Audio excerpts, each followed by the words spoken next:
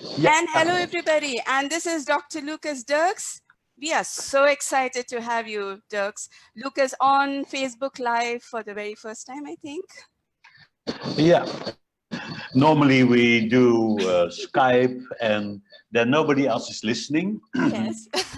But And you this have, time of we have course, the enjoyment to have an audience, I yes, hope. yes. And we have, of course, you have done a lot of interviews on YouTube and so many camera recorded, video recorded interviews and webinars that you have done, which has been posted. So this is kind of exciting because it's live, and the viewers, all of you who are watching us today, you have the opportunity to also ask questions to Lucas, and I will pick it up every now and then and ask him. So this is going to be a highly interactive session. Okay. I know that since this is Facebook, we're going to have a variety of people.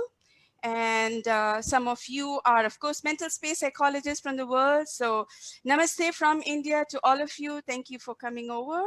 And some of you are NLPers and advanced NLPers. Welcome to this space. And then there are also folks who are curious and interested and wondering what this is about. So I'm going to give a very small primer for you before I ask the first questions to Dr. Lucas. And this primer is just simply this. Everything that we know is located somewhere in our mental space. So for example, although Dr. Lucas is right here in front of me on this webinar, in my mental space, I see him on the right, very close, within my arm's distance, and he's looking at me, and he's big. I was like, okay. And then I also like New Zealand Prime Minister Jacinda Ardern, and I see her on my left, really far away. I see her clearly, but she's not looking at me. When I think about a dream, these days I've been dreaming quite a bit and I'm having dream projects. So the current dream project that I'm working on, so that's right here. And when I see it, the word that comes in me is delicious. This is a delicious project and I feel really excited about it.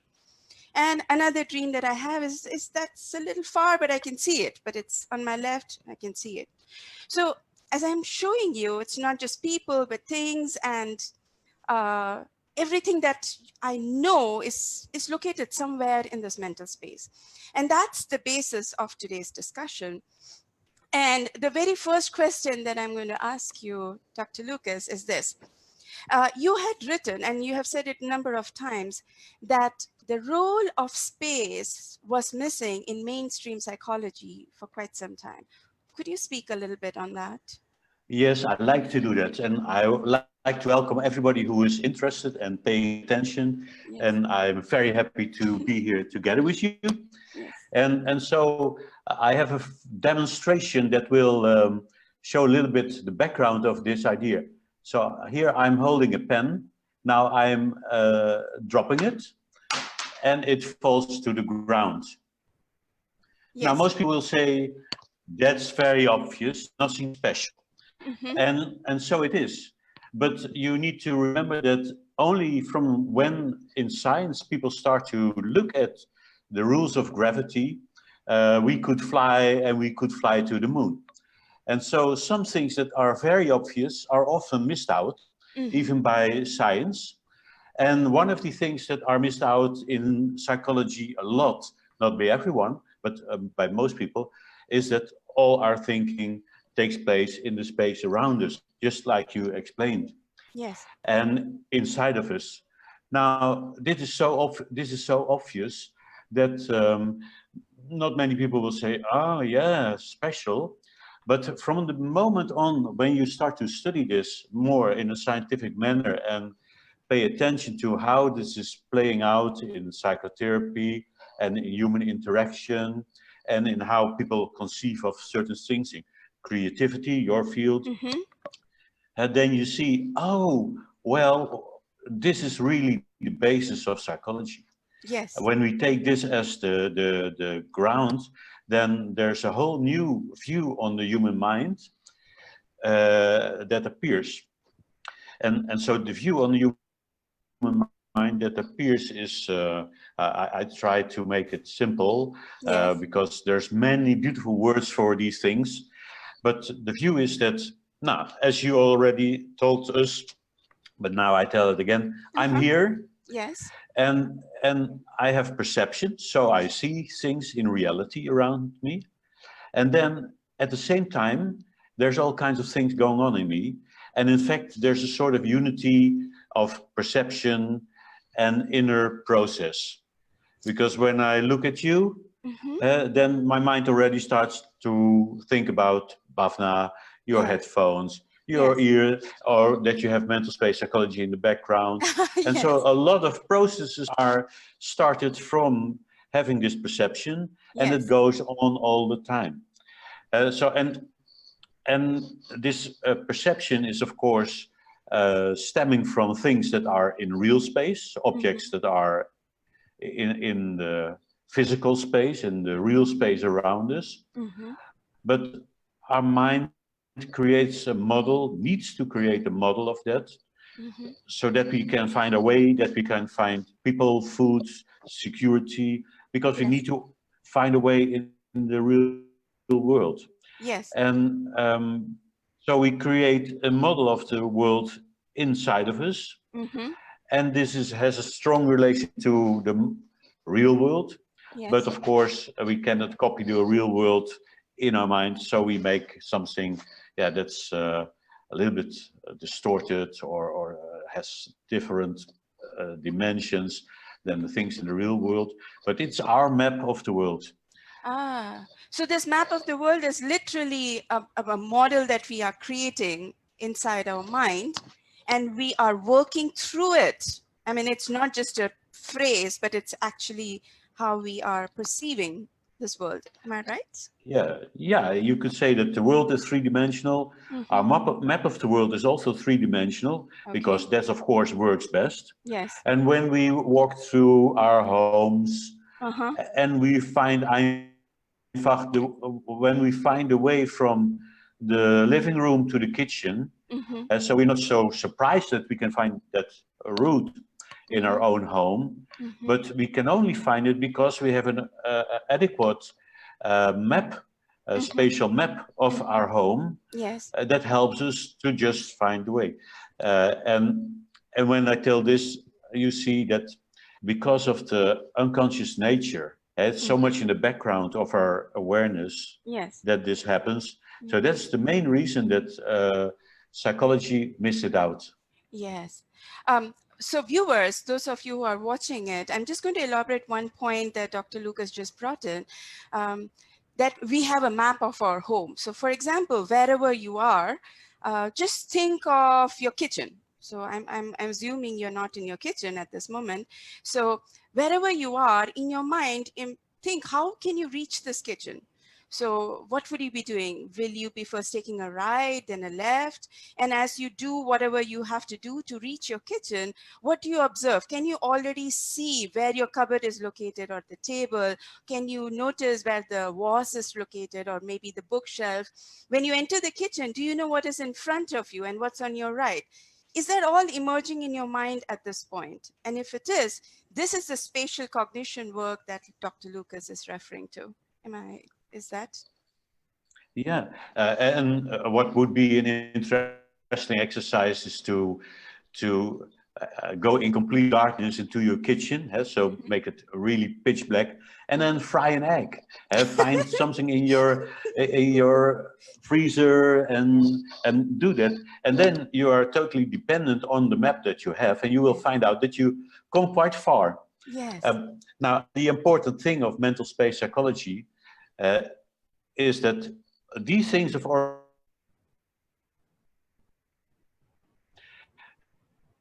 so not in all details, but in spatial cognition, that's a field in psychology where people study spatial orientation. Okay. But the link to other areas, we discover them in problem solving and creativity and in other human skills. This is not so well known.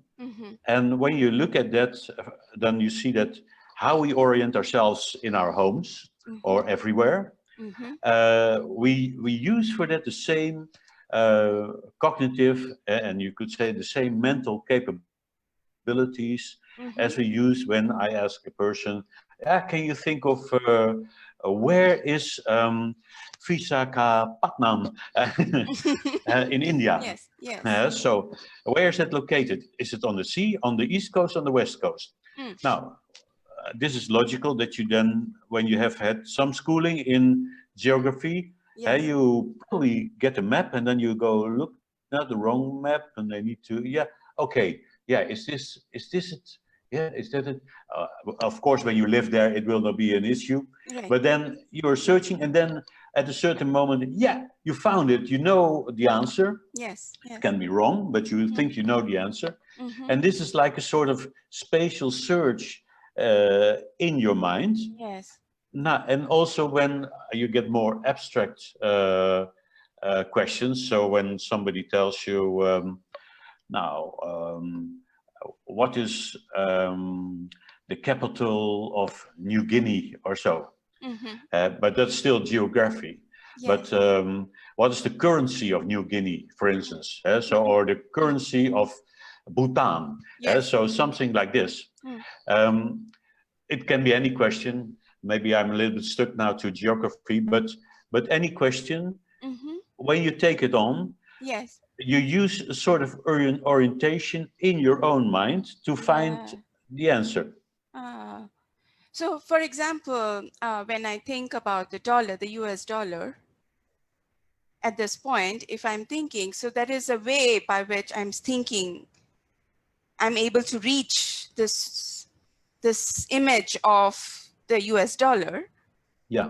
Yes, and I'm literally, before the US dollar, I have seen a place in United States before I see the dollar. Yeah. And then I see the dollar, and the dollar is the dollar currency note and not any of the coins. Yeah, and the way you get there is your personal route.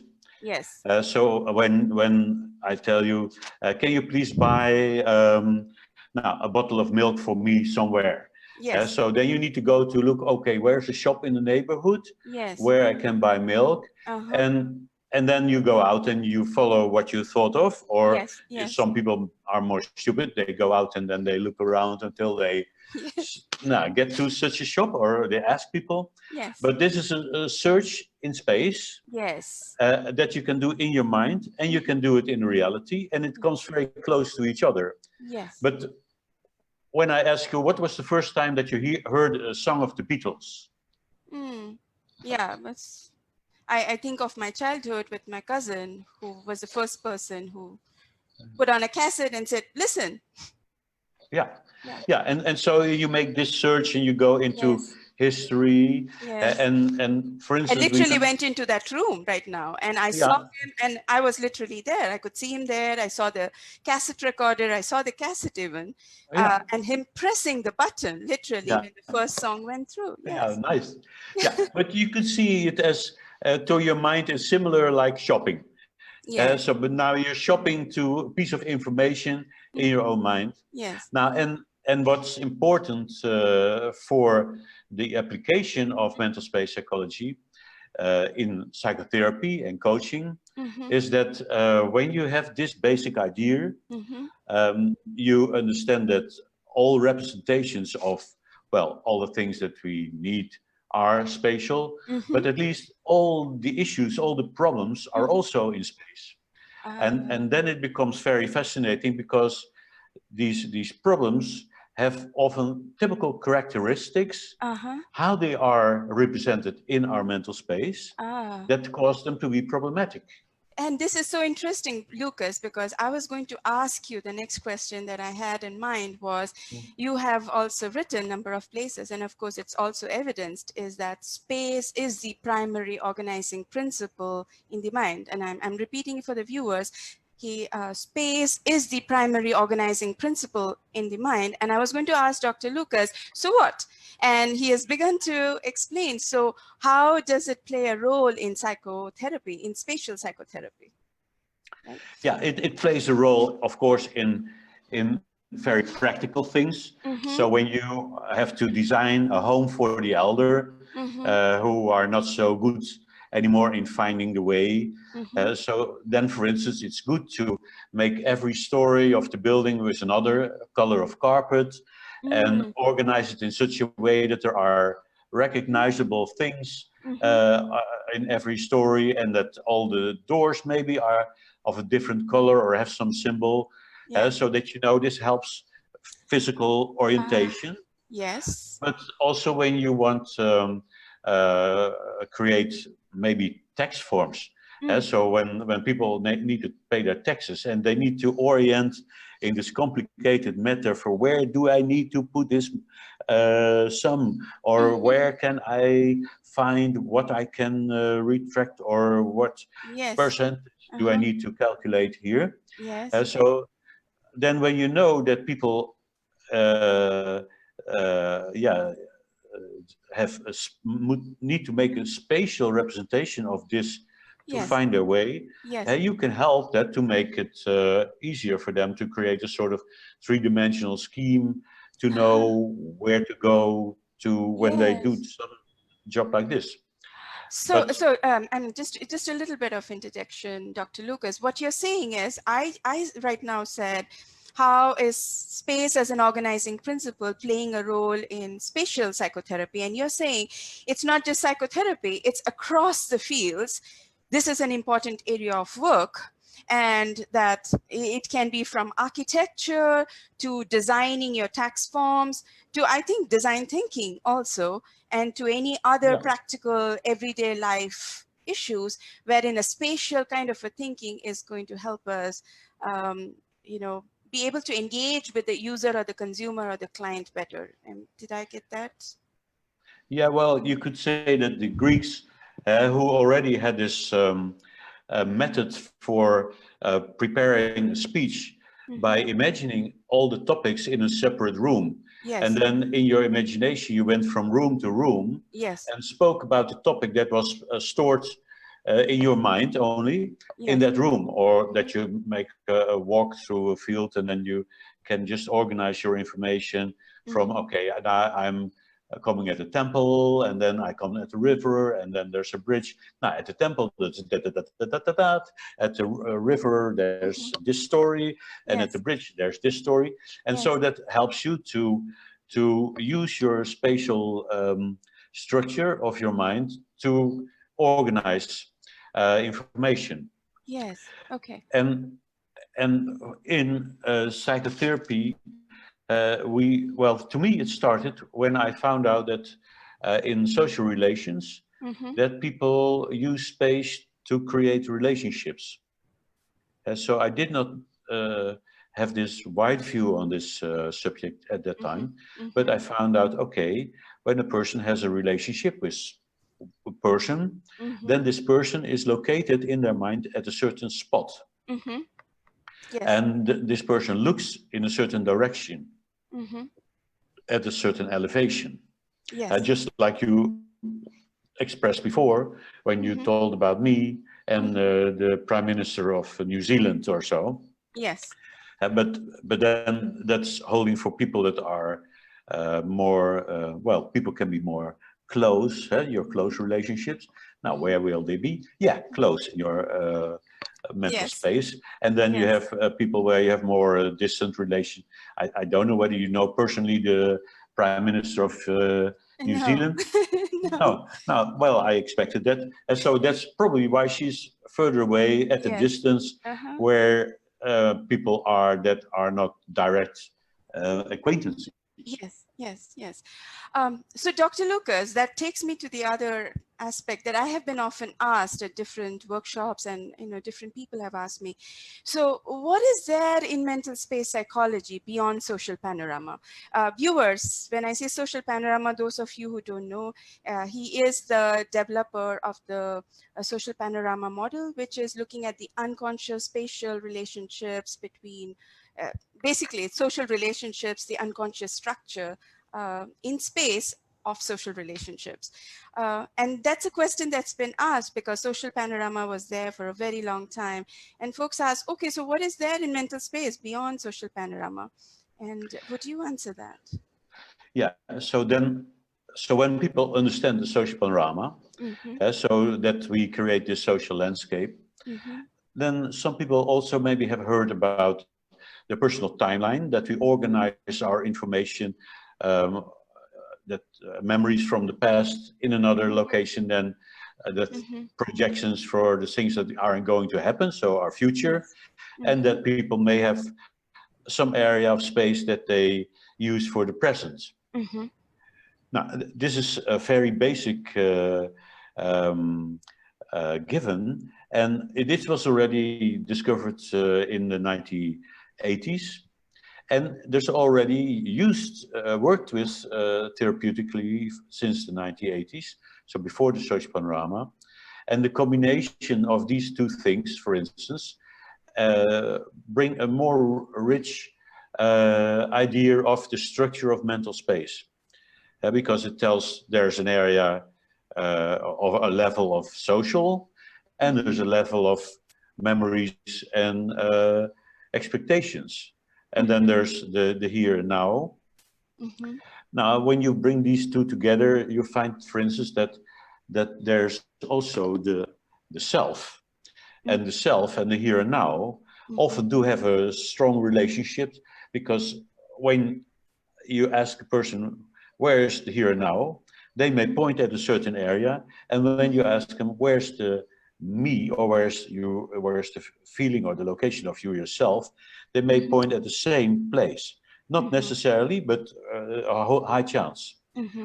And when a person is in the present in themselves, and they function totally different than when they're out of the present.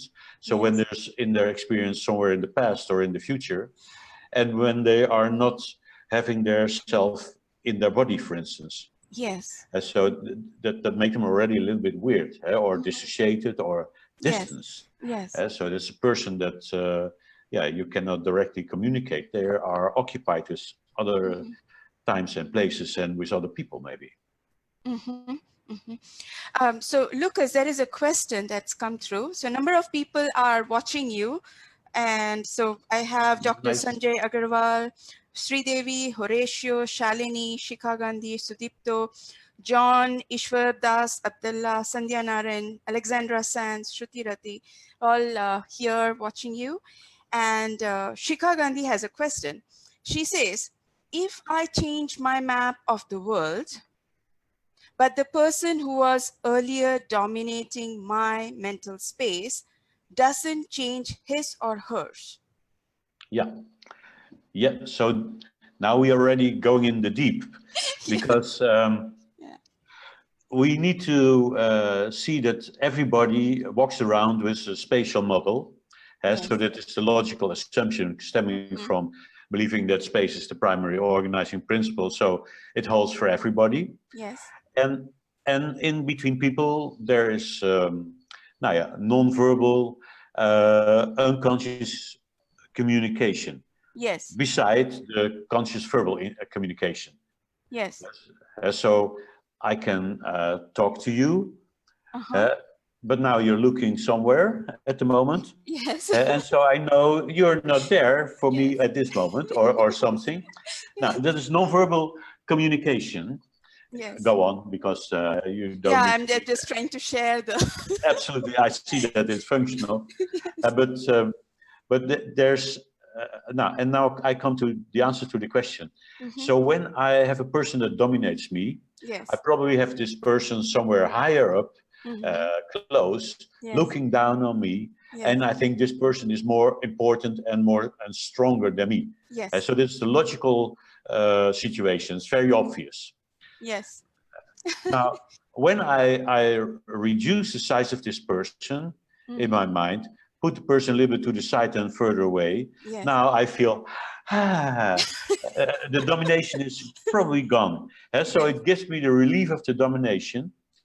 Now, of course, in a regular materialistic psychology, we don't believe, or we don't believe that when I change my image of somebody, that this will cause the other person to change by my brain power. So So because then it would be more black magic or white magic. In this case, black magic. That I think this person smaller, and that this person changes because of my thoughts, because of the energy stemming from my brain reaching this person and change.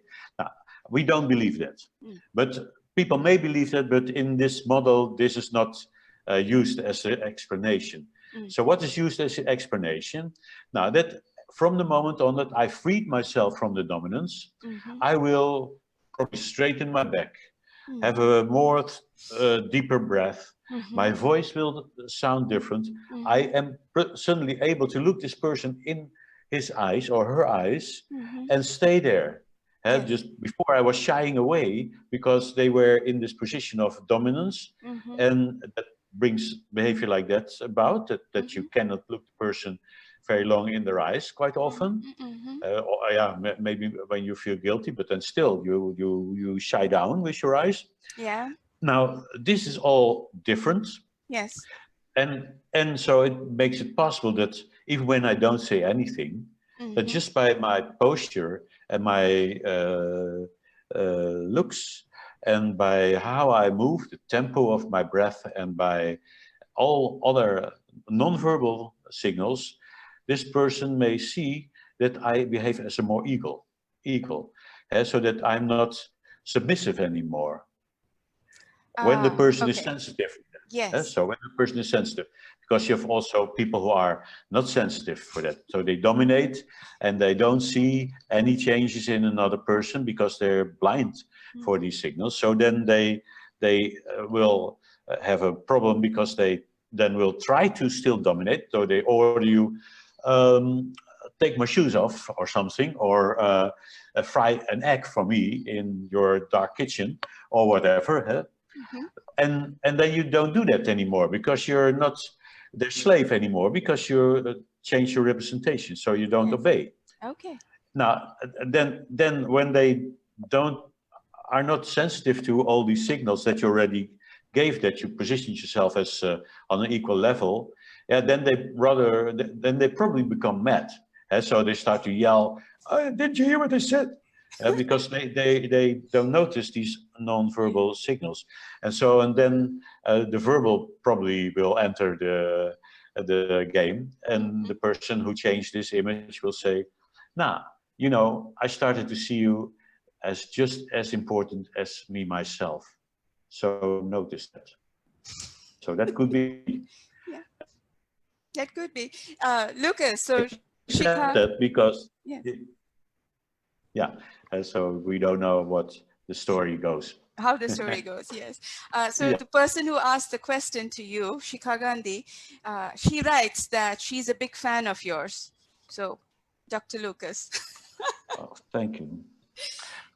When I know her better, I'll probably also be a big fan of her. That could be. Yes, that could be both. Yes, both ways. And I have another question that's come through, and that is from Shruti Rati, and she's from Delhi. And she says, how do you stay with the associated self while working with self-image for yourself? How? So this is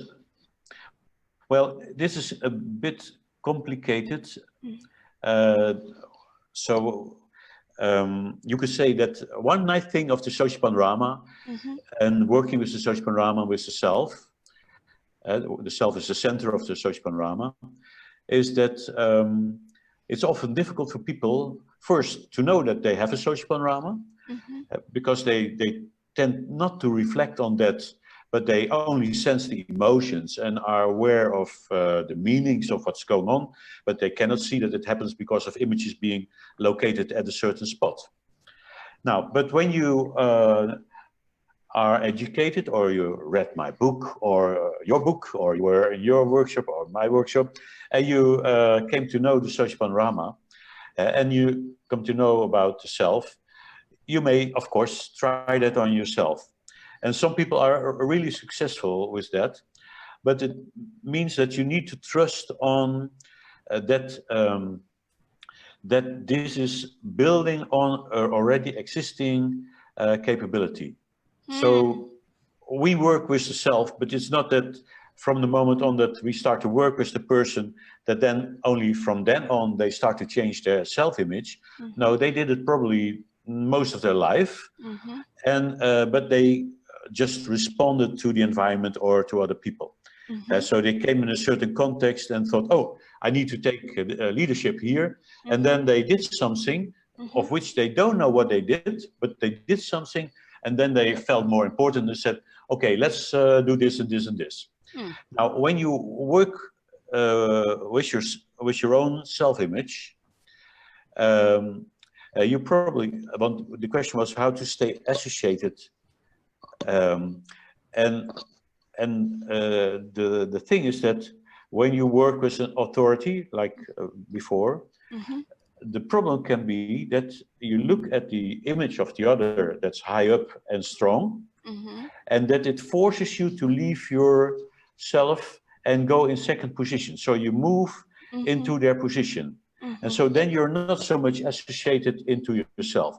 So I think she is talking about the situation where you want to get rid of some authority that's dominating you, and that from the beginning on you're already thinking, what is this person thinking about me? What is this person, does they like me, does they respect me or not, and are I just stupid in their view? And so, and when you want to be successful, you need to get back to yourself, indeed. So before you can lower them down or move them away. Yes.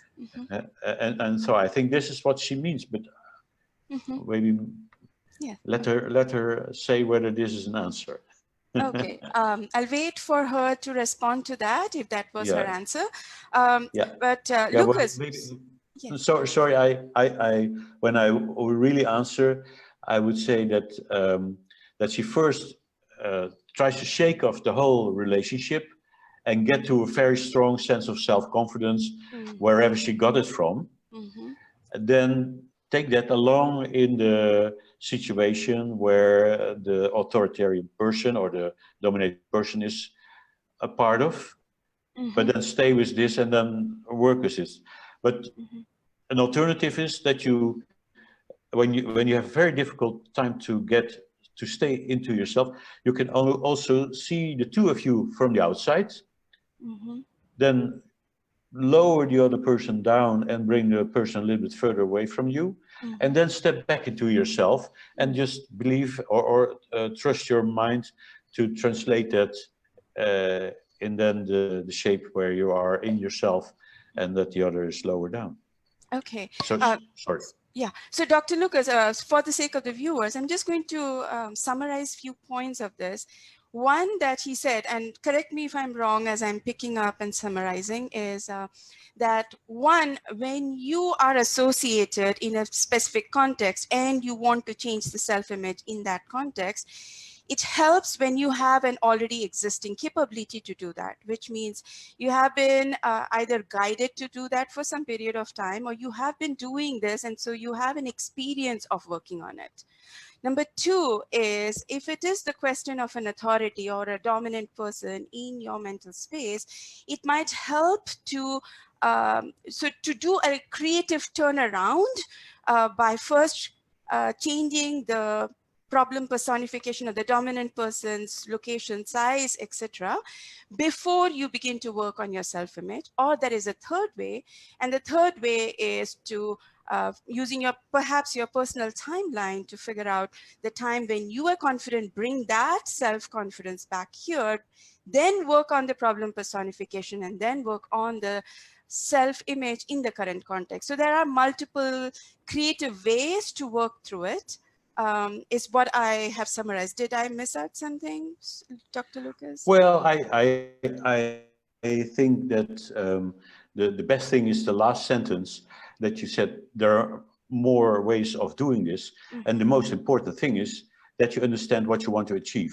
Yes. Because when you know this problem is because of a small self-image and a very big image of the other, then you know that it will not change until you turn that around. Yes. And you have a strong self-image and a smaller image of the other. Yes. And in whatever manner you get to that, yeah, we have procedures, but when you do it on your own, yeah, you need to get there in one way or the other. Yes, and Dr. Lucas, that's such an important point. We sometimes once again get lost in just the techniques. Oh, I got to do this technique exactly as it is given.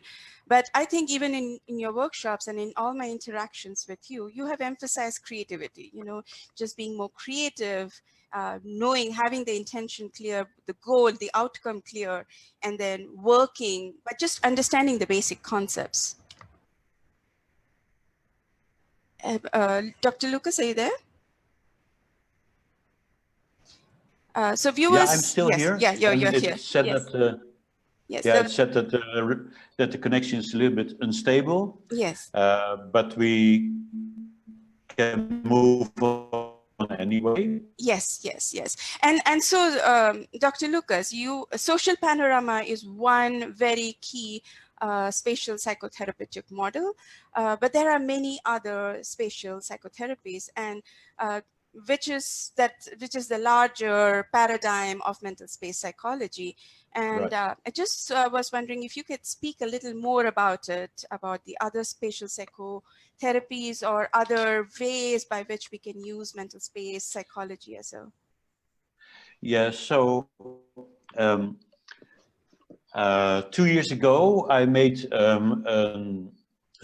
series of movies with Andrew Austin. Mm-hmm. He's also working in India. Yes. And it was about magic in space. Yeah, it was magic, depression, and trauma in space. Mm-hmm. And he then used a very Asian model of spatial therapy, where in fact the client stands in a circle and builds all his resources there and keeps the problem in a triangle in front of him. Yes. And goes on building these resources until he can interact with the issue in a very solid way. Mm-hmm. Now, you could say this is some fossil from the past of spatial therapy. Mm-hmm. And I'm sure that when you look in Buddhistic traditions, but also I think in Hinduistic traditions, there will be many traditions where when you look at the procedures that are used to accomplish some change, that you see, yeah, space is an important thing. Mm-hmm. A magical circle, Mm-hmm. or a road where you go from in steps towards your goal, Mm-hmm. or interactions with the images of gods or spirits. So when you go to a temple, you could say the temple is a space, and temples are often built in a certain way that enable getting in another state of consciousness, but also have contact to the deity and communication with the deity, or Yes. something like this. And so you could say that there's in ancient times and in shamanistic traditions, you can recognize space as a necessary component of making things work, because it's the primary organizing principle of the mind. And so when you want to do something with the mind, better use space, because you work with the operating system. Yes, yes. Now, from all kinds of traditions, you see that there's influences in regulated and regular and modern psychotherapy. And one of the most prominent in Europe and in Germany is family constellation therapy, for instance, where you work with representatives, but it can also be puppets or symbols in space to represent what we would call the social panorama of a client, and then change it for the better. Okay. So that's a type of spatial therapy. Yes. Now, when you look in NLP, you find that there's all kinds of, you could say, techniques where you work with pieces of paper on the floor, pieces of paper that symbolize logical levels, or the goal, or hindrances, or whatever resources.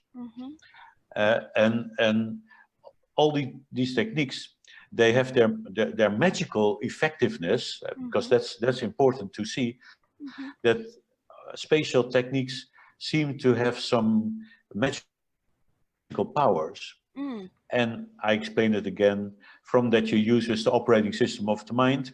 Yes. And people don't know that that's the operating system of the mind. So from the moment on that you see, oh yes, space is the primary organizing principle, of course, then we can expect something when we start to use that. But when you don't know that, you don't understand why it's so effective. And you Yes. may have all kind of other explanations. And that's what you often see in yeah, therapies where they use space, but they have no idea about mental space psychology, Mhm. that they have the field or systems or Mhm. godly powers or other things, Yeah. so quantum Mhm. physics or so, to explain things that they cannot understand because they haven't this important explanation of mental space. Ah, yes, and it's interesting, Dr. Lucas. You talked about the neurological levels and how different it is when you do the neurological levels spatially.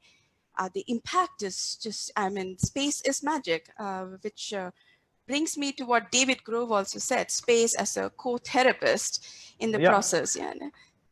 So it's just a fabulous supporter, and I have since begun to use whatever methods more spatially. Like if I get people to move around, there is so much more. That is that magical dose that comes in the process of just coaching the person.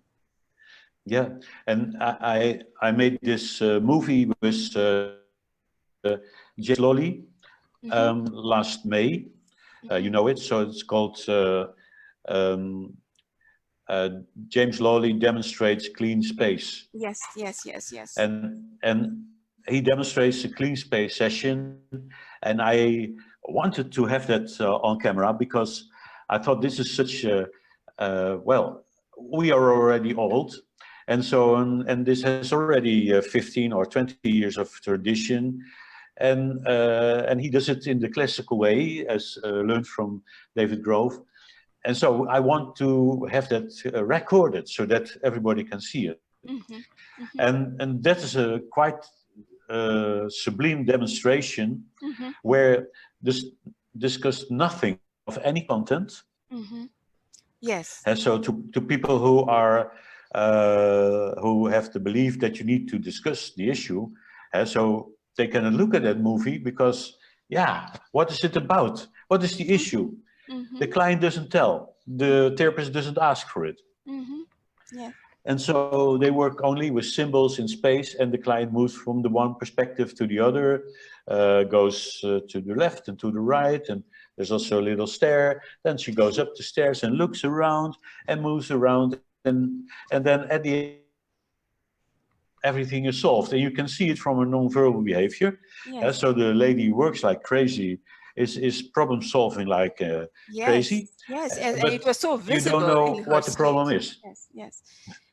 And Yeah, viewers, yeah. later after this And interview is over, I'll put the link of this video that Dr. Lucas is referring to in this page. And so look forward for it. Yes. super.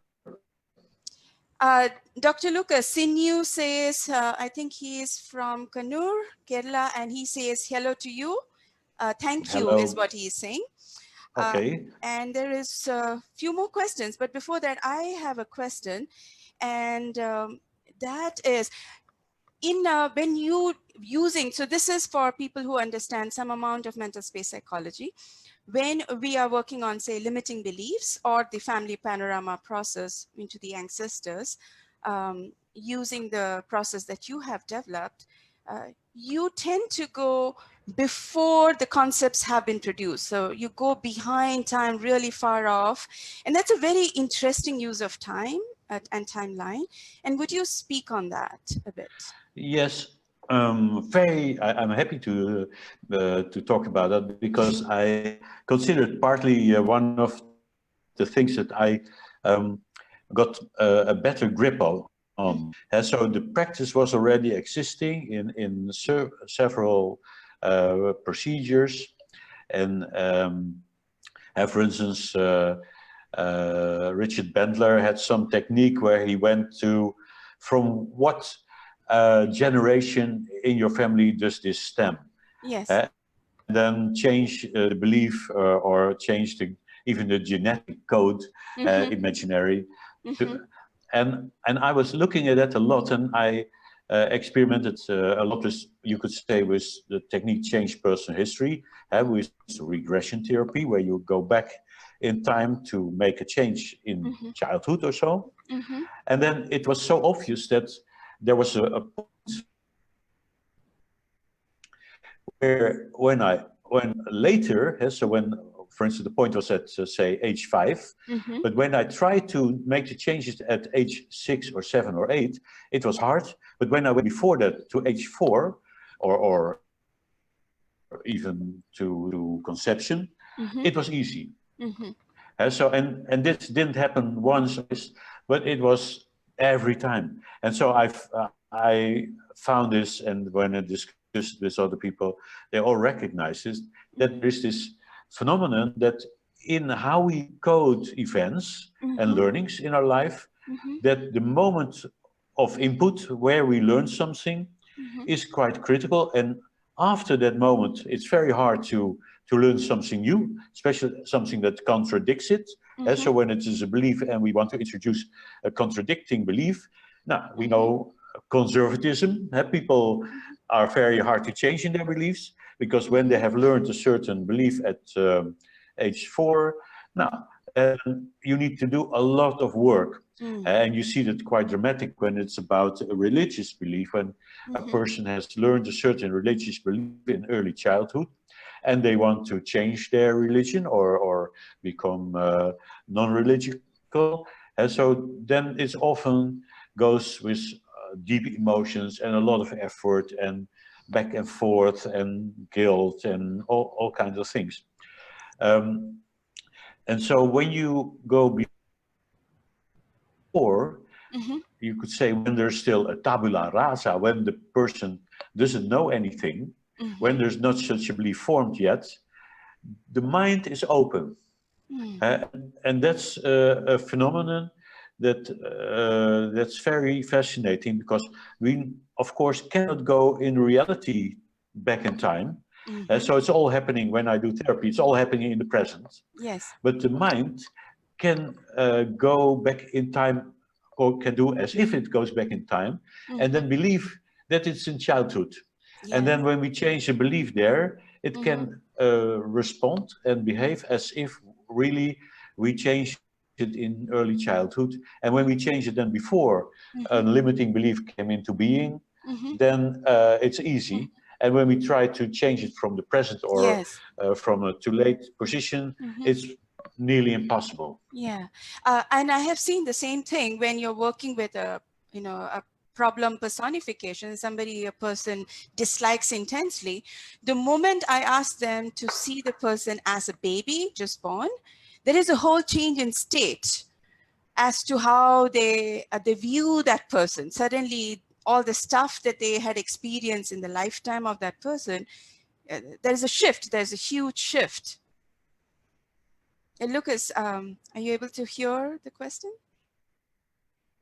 Yeah, I heard the question. Yeah. Yes. Okay. I think this is a related or maybe the same phenomenon for the brain or the mind. I think it's a very parallel or overlapping phenomenon. So what you say is when I came to hate a person, and I want to change my image of the person in the present, and somebody says, well, I know the solution, stop hating this person, then this is not so easy. Not easy. So, yes. no, not easy at all. But when the person says, now imagine this person as a child, as a baby, and now, do something that makes it a better child, or change your image of this person as a child. Now, and see the child now grow up a little bit changed with resources or so, then it's often very easy. And it goes also without any further, often you don't need to do anything else, because the person, when they get started to do this update, you could say, of this person, when they created an update from the beginning, so from the childhood of this other person, updated them with better abilities or so, and then they can imagine it quite easily, and then they start a response as if the person is nicer. Okay. Yeah, of course, we need to always look at the ecology of that, because when you have a husband that is violent, and you create a nicer image of him in this way, but he's still violent, yeah, that's a danger. Yes, yes. Thank you for bringing that up. We have another person, and Madhvi Latha, and she asked the question, can we treat a personality disorder through so I'm not clear. Madhvi, maybe you want to rewrite this question.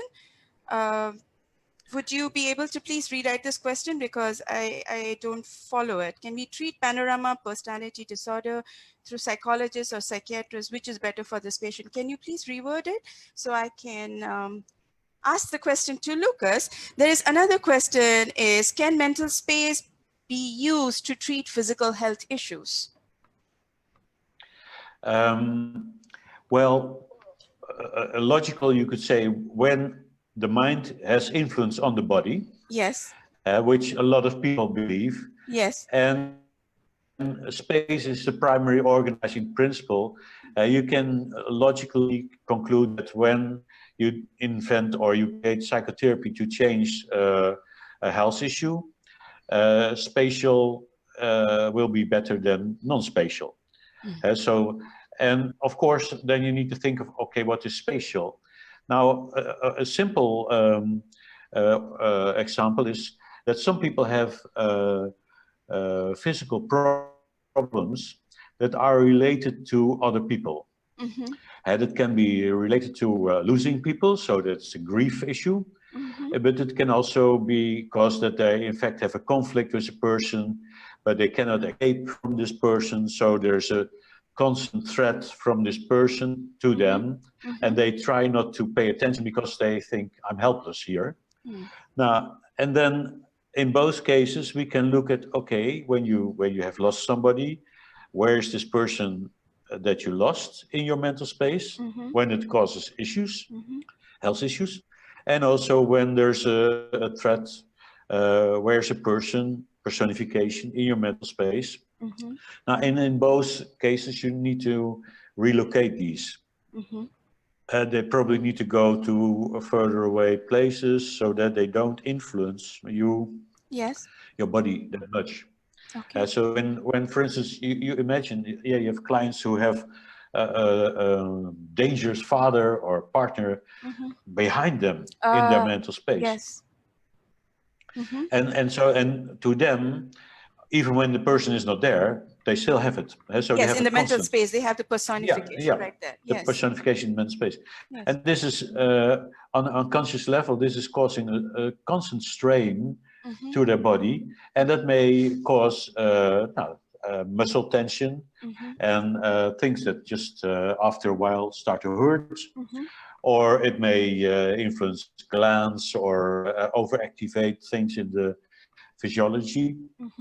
And so the answer is yes. And you can often, when you can analyze if there is a cause to be found in mental space, and it can also be like in depression, dark clouds, so that the person don't know what they are depressed about, but we find areas of darkness in the mental space, and these areas of darkness are often signals of repressed issues out from their life, but they can by themselves be a constant stressor and change the physiology in such a way that it results in in physical illness. In physical illness. Okay. Thank you. And Shika, I hope Dr. Lucas answered that question. And Madhvi has rewritten her question. And the question is, for a personality disorder, what is a better treatment, a psychologist or a psychiatrist? I hope I phrased it correctly. Yeah, okay. Well, it's a clear question that I cannot answer. I can only tell why I cannot have an answer for that. Because now, I think that people who stay true to the classical psychiatric way of diagnosing and they, I think, believe mostly that personality disorders are not so much treatable. So that it's something that you need to live with, or you can deal with it, but it's personality, so it's probably genetic, very difficult to treat. Now, when you think it's learned, it's another matter. And so I think more on the side of psychology, you would think that people may have learned that a personality disorder is something that you learn.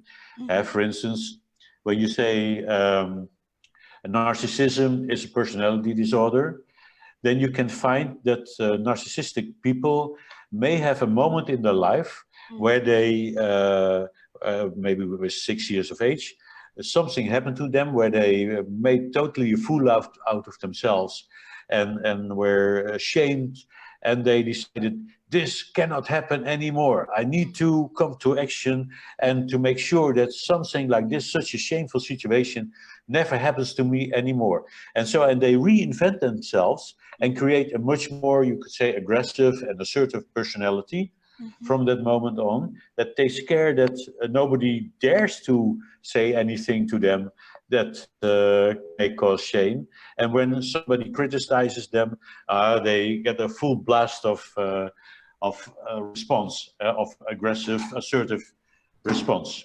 And so there are symbols there are examples in the world of politicians that are on TV every day. I will not name them, but they are very good examples of this, where you see that they cannot take any criticism and they always blame everything on other people. And you could say that is typically narcissistic. And you can then say, yeah, it's learned because the person learned it at this critical moment where they reinvented themselves. Now, then, of course, is it treatable? So, and the problem is that these clients normally never show up in your practice because they don't believe that they have issues. So other people have issues, but I had the luck to have some lighter cases and some people who I could say, yeah. So, for instance, I had a relationship therapy the other day, where the male partner, and so his wife had already concluded that he was narcissistic, and when we were talking about why he was lying all the time, and so and he gave in that he was a liar, so he didn't. He said yeah, so he wanted to stop doing that, and we could find that he had this double selves, and that he could go to the root of that and then give him the resources and the views and the beliefs that he needed to stay a whole, and so that he could deal with the shame or with the issue that happened, so that he didn't need to go to this type of personality. But that's not all personality disorders. So I think there's certain personality disorders or things that are categorized like that are genetic, or where you have no learning history, or we cannot point at it. You can say that some people who are called psychopaths, for instance, when you look at their social panorama, they may have a very limited representation and far away representation of the others. And so they stand out themselves and the others are far away and undetailed. So they don't know other people, and they may also see themselves as an other better species than the rest or so. Now, you could say this is something that they created during their life, and then it's learned, but it's not so easy to find a way to change it. Yes. So we don't have the experience yet to claim that that this is a piece of cake to change, but maybe in the future. Maybe. And connected to this is another question, and it's not from the audience, but it's something that I have heard a number of times, is that some folks say, it's very difficult for me to visualize. I can't see these personifications. I can't see these selves. And how you must be having such experiences. How do you work around? Well, I must say that it nearly never happens to me Mm. because I learned how to um, prevent that with the client. Uh-huh. And so I prevent it, for instance, by asking the person, now, and you are aware of the feeling they have with this person, so, and where do you notice or where do you sense this idea of this person? And so, and this is not visualizing, Mm-hmm. it's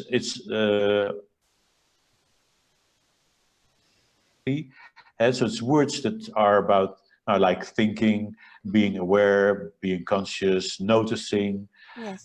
and then we kinesthetic or visual, Mm-hmm. and often people respond to that, Mm-hmm. and I think they visualize it, Mm-hmm. but the visualizations, which what we have to do often, are so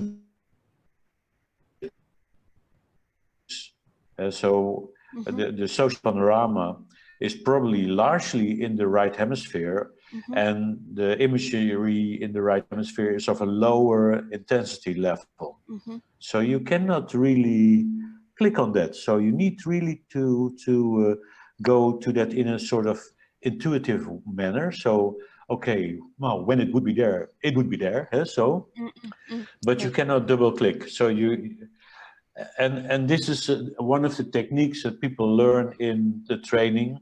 But Mm-hmm. to some people, this is very obvious, so they don't need to learn it because they have already done it in many other areas. Mm-hmm. But for some people, this is the trick, because when you ask a person, so, and now you have this feeling of this person, and where in your mental space do you see this person? And then you wake up all the skepticism and all the, yeah, I don't think I see anything. Mm. And so, and often it's a product of how the therapist Mm. goes about it. Mm. And the problem is when the client has said once that they cannot see it, Mm-hmm. they will probably stay with that. Mm. Okay, got And, it. Yes. and it takes more effort to bring them to, then still open them up for this intuitive Yes. awareness. Yes. And Dr. Lucas, you right now have talked about social panorama, but we know that mental space psychology can be used for, say, depression, for trauma, for even recovering, memories. Like, so would you just speak just very briefly, because sometimes, once again, people begin to think mental space psychology is social panorama, but Yeah, there is so much, there's so many processes around yeah, that yeah, you and your colleagues have developed. yeah. So still we develop, and probably some of the audience will develop something themselves, because it's very open to development, because it's nou ja, pretty new to look at it so radical. Yes. Um, I think one concept that is important to me Mm-hmm. is that I call it mental spatial indexing. Mm. Now, that is when we call it in NLP, you could say spatial anchoring. That's also a word for Mm-hmm. that. But when you look at it from mental space psychology, it becomes much more important than it was regarded in NLP. Mm-hmm. And so when I say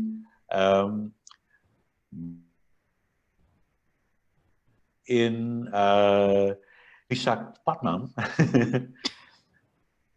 and I make this gesture, Mm. and so then I myself have created something here. Yes. So for me now, I placed my workshop in Visakhapatnam here, Mm-hmm. and when you look at me, you associate this also with this location, but then in your own mental space. Yes. That can happen. Mm.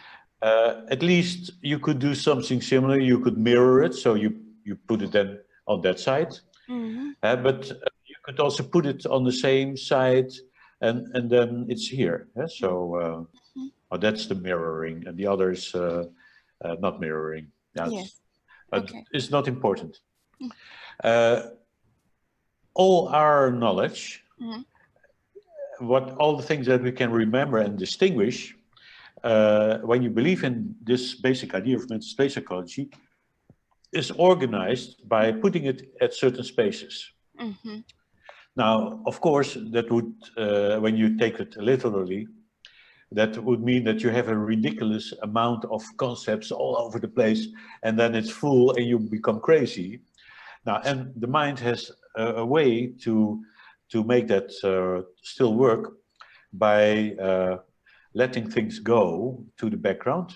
You could say a certain concept, I can wake it up in my mental space, so I can do this. Mm-hmm. And now I wake up workshop in Fisak. Mm-hmm. So, but when I don't talk about it, it will slowly go away, and yeah, it's not active. So it doesn't blur the mental space with being here the whole time, a workshop.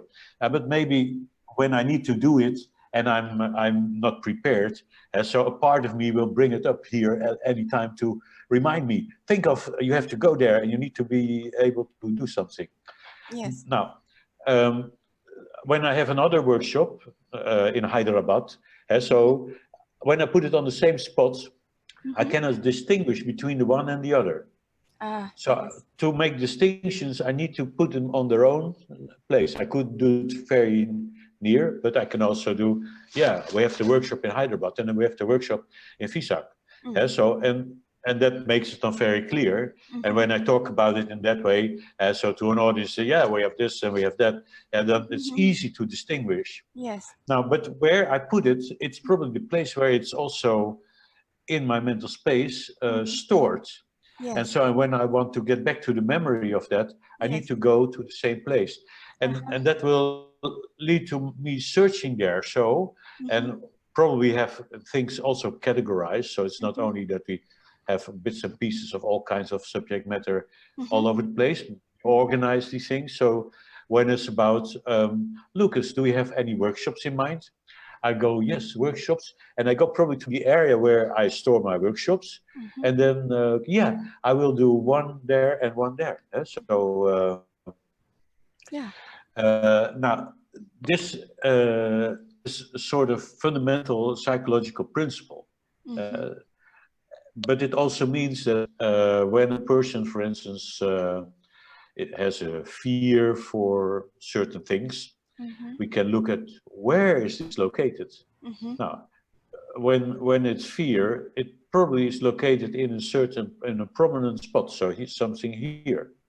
When the fear is continuous, and so when I'm go to bed and wake up with it, and I'm afraid or thinking of it, it probably is here and then is activated in a sort of constant manner. Maybe I can look through it and I can forget it for some moment, but it doesn't need anything to get, it's back.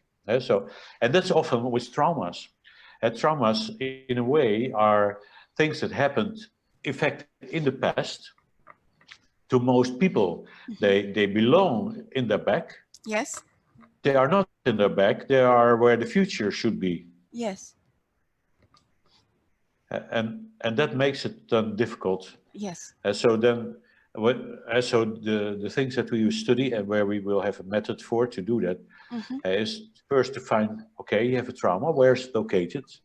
Now, nobody ever asked that to clients, so this is the typical new psychiatry or psychology that stems from mental space psychology, that in the future, when you go with a trauma to a clinical psychologist or psychiatrist, they will probably ask you, okay, think of it, where is it located? Point it out to me. And then this or there. And at the same time, when you know where it is, you know, okay, as long as it stays there, it will be there, and the problem will not be solved. It will only be solved when this is gone to somewhere to the back to the present, and this will be open for the future. Yes. So the person can look ahead, make plans, have fun. Okay. So for the viewers, there's two things that he has pointed out. One is he was talking about mental space indexing and how can you use it to basically store memories or store information where you want to store your information, like for example, he was talking about Hyderabad and Vizag. And then he talked about, like in trauma, there are areas where this is located and you can work with that based on where it's located, and there is more method to that. And that's a workshop that Dr. Lucas would be conducting in Hyderabad. It's a 3-day workshop, February 19th to 21st in Hyderabad. And he would be looking at way more than just that, but that's just certain pieces that he would be covering. Now, you also heard him speak about the social panorama a number of times, and that is a workshop that he will be doing in Vizag. And I know there are several Vizagites right now who are watching, so you have been mentioned a number of times, so hello to all of you. And so this workshop will be happening, conducted by Dr. Lucas in Vizag, the Social Panorama Consultant Workshop. Yeah, so greetings to you. Yes. Yes, and there are a number of Hyderabadis, and then there are people from all over who have joined in. I have one more question. Is it okay? We have run past the time. It's 8:45. Can I ask one more question, or? Yeah, because for me it's only 4:15. Oh, okay. And so the question is, we have talked a lot about language. How is language and mental space psychology connected? Is there a connection? Yes, there's a dramatic connection between language and mental space. Mm-hmm.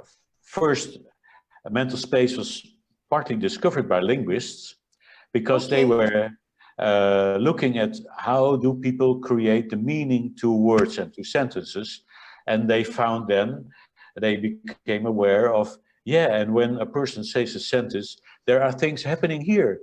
They are aware of images, and yeah, and this is the meaning. And so in that way it was discovered. And then the other thing is, what's also dramatic, that of course philosophy and psychology, yeah, this is something where we write books. And so we write books. Science is only science when it's written down in sentences, and so, and that makes it very difficult. Now, and it also means that the people who are good in writing can be good scientists, and the ones who cannot formulate sentences and cannot formulate their thoughts have a difficulty in science. Yes. So science is very language oriented, and psychology also, and maybe even more so. When in the 70s, when I studied psychology, so I had a book, and it was called The Language Animal Man. So man as language animal. So this makes us particular that we use language. And so a lot in psychology was focused on language, and a lot of psychological and psychotherapeutic practice works with language. So we need to fill out questionnaires, and the therapist is talking, and he helps to reformulate the issue or the beliefs, etc. All language, language, language. And so, and when you start to look at it from mental space psychology, you see, yes, the experience is not linguistic, it's primary images, feelings in mental space that we give words to, but sometimes we cannot find a word. So everybody knows that experience, that you, yeah, I know what I want to say, but I cannot find the words. So that means that language is not the first thing. No, experience is there first, and then comes language. And then the thing is that experience is three-dimensional, and language is only one-dimensional. Now, that means that we need to express our three-dimensional experience in this only one dimension of language. Luckily, we have non-verbal communication, so we can gesture and look and do and dance and do to make sure what we are talking about. But when we had only the words, like we have when we are writing, as you know best as a teacher in writing, in creative writing, so then you know that, yeah, you need to try with language to create this three-dimensional experience in your reader. Yes. And this is the issue. That is the whole, in my view, the challenge for the writer is to write the words in such an order the reader starts to see movies and feel things and becomes in a three-dimensional experience.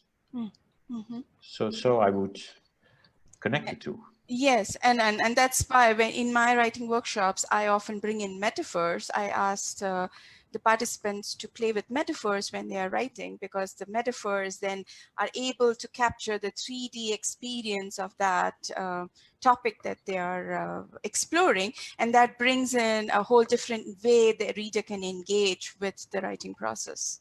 Yeah, because the metaphors free you from the words that are in the spatial grammar. Yes. When you say, well, the book is on top of the other book, which is a spatial expression. Yes. And then a person who hears that, they see one book and then the other book on top of that.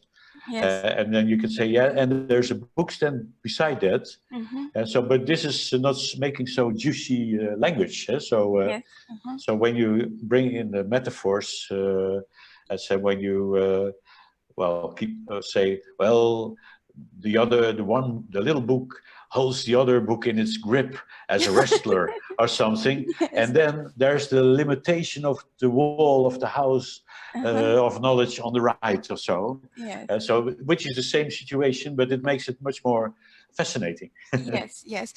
For viewers, Dr. Lucas is not only a painter, he's an artist. The painting that you see just behind him is something that he has painted.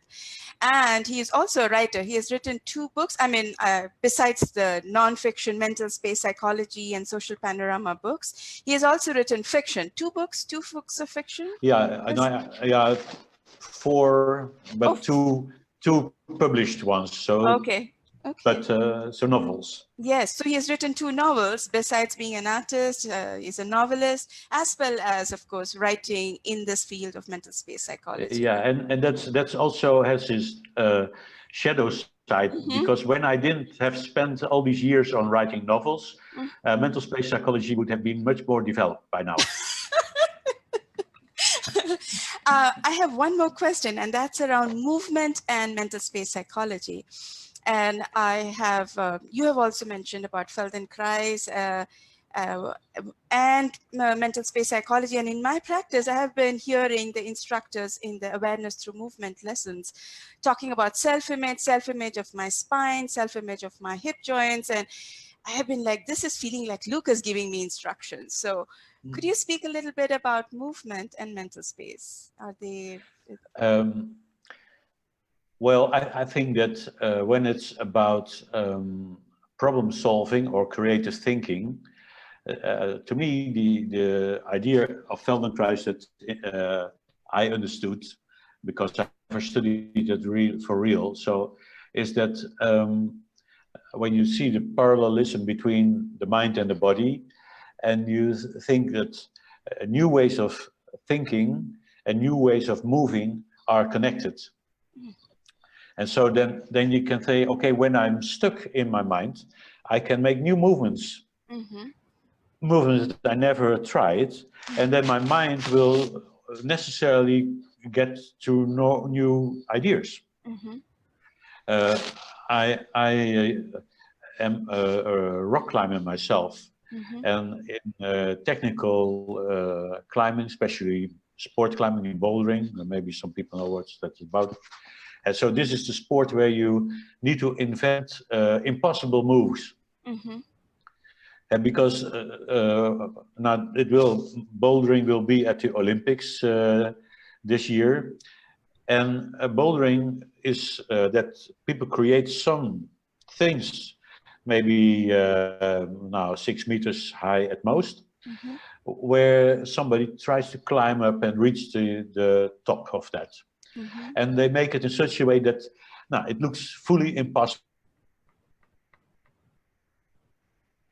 to start, and everything is slippery, and you cannot have a handhold anywhere. And they still do it. And then when you look at people doing this, you see, especially the world top, you see people make movements that you cannot conceive, that you're looking at it, and they surprise you by how they grab something, then go horizontally, one foot in the air, a hand down, and swing, and then grab something else, and then hop, go up, and then have two things that they need to push out of each other to keep a hold, and then do that, and then one foot on top of that, and then yeah, they did it. And so, and I think this is something that fascinated me because it's extreme out of the box moving. And probably these people are also out of the box thinkers. Yes. And that's maybe sometimes the way why they do so ridiculously dangerous things or so that no normal person would ever consider. Yes.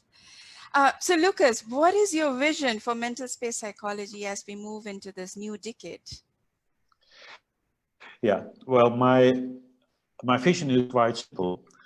I believe that people who are occupied with mental space psychology in what manner ever, so in what way, do a good contribution to mankind, because it will bring psychology in a new paradigm, and that's a much more unifying and useful paradigm than the paradigm that we have. And all the scattered pieces of knowledge that we have in psychology at the moment, and they may largely fit in, but they will be unified by mental space psychology. So that's my vision. Now, and at the same time, I see that it benefits mankind, because when you understand the principles of mental space psychology, and then especially also the mental spatial diagnosis, so that you understand mental issues from space,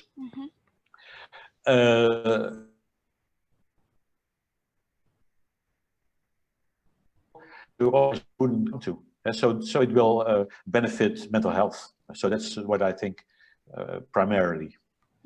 Okay, thank you so much, Dr. Lucas. And then you also are planning to organize a mental space psychology conference in Netherlands in 2021.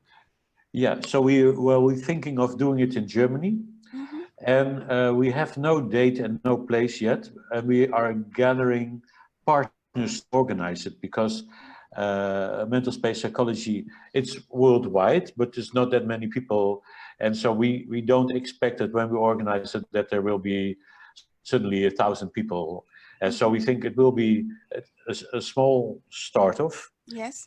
And probably we can combine it with some university or some institute that already does something of a conference. Yes. So that we can do something together where already something is happening. So that's where we're looking at. Okay. But when you want to know, you can ascribe for the newsletter of the Society of Mental Space Psychology, and then you will be notified. Okay, so folks who are watching this, Society of Mental Space Psychology is the association which is basically like a leading light for this field, and they would be organizing this conference. And they have several other interesting projects in them that they're working on. And there is a newsletter. I will be putting in the link below this video after today evening or tomorrow morning. And so you can use that to subscribe to their mail list. And Dr. Lucas, you will also be coming to India very soon. In just a couple of weeks, you will be here. Yeah, I already have some stack of stuff that will go to India. So I'm not really packing a suitcase yet, but then when I think, yeah, this trousers should go to India, or so it's already that close. Yes, it is that close.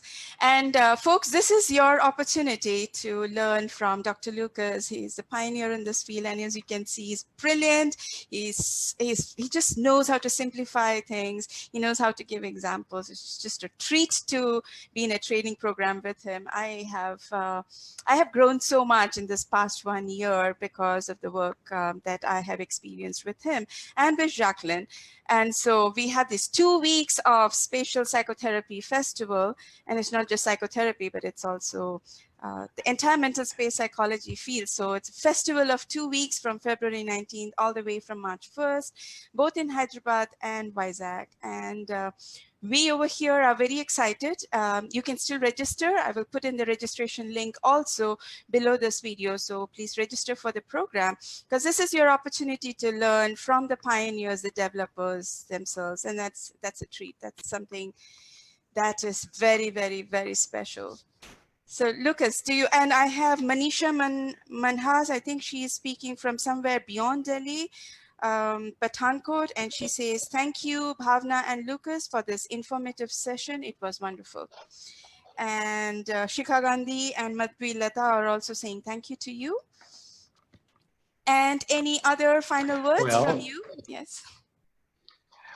Well, when a person comes over, they also can bring their friends. Yes, yes, please bring your friends. This is your opportunity to come and take training from Dr. Lucas and Jacqueline, both in Hyderabad and Vizag, 2 weeks festival across. And this is really special because, as he has said, that in the decade to come, mental space psychology will be that unifying paradigm that is going to scale psychology to the next level. And I think we all can make a contribution in this process and help bring psychology to the next level.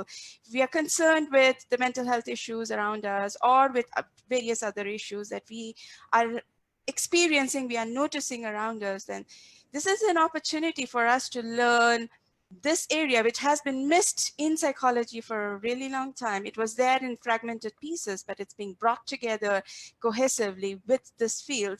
Then this is your opportunity. So I welcome you to join, and I will put in all the links below the video. And Dr. Lucas, as usual. Oh, there is, okay. And Sridevi also says, thank you, Lucas and Bhavana, for this wonderful session. I'm excited to meet you again. Yeah, so greetings to everyone, and I hope to see a lot of people that were on the session then for real. So now I have only my personifications of them, but then I will see them in flesh and blood. Yes, and Nischita Deepak from Bangalore also says thank you, Lucas and Bhavana. So thank you to you, Lucas. Thank you so much for this. And viewers, keep stay updated on this page. If you haven't liked this Mental Space Academy India page, please like it. Stay updated, put it on your notification on your default list so that any post that we put in can appear on your feed. Do subscribe to the social SOMSP newsletter. That way you will stay updated about all the events that is happening worldwide. Plus, you can also visit our website, mentalspaceindia.com. That's a way for you to stay updated with various projects that we have. We are welcoming Dr. Lucas and Jacqueline this year. And later this year, we are also welcoming James Lawley and Penny Tompkins to teach us clean space. So we have a number of mental space related. We want to be the person, be the organization that hosts as many mental space psychotherapies and approaches that are there, and that way we can contribute in building up this field in India.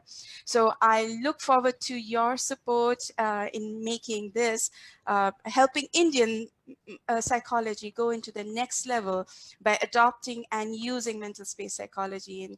And I am so grateful to Dr. Lucas and to all the members of the board of the social SOMSP for supporting us, for keeping India so special in your mental space. Thank you so much. Thank you. Okay, thank you, Bhavana, for doing all this. Yes. And see you in a couple of weeks. See you soon. Yes.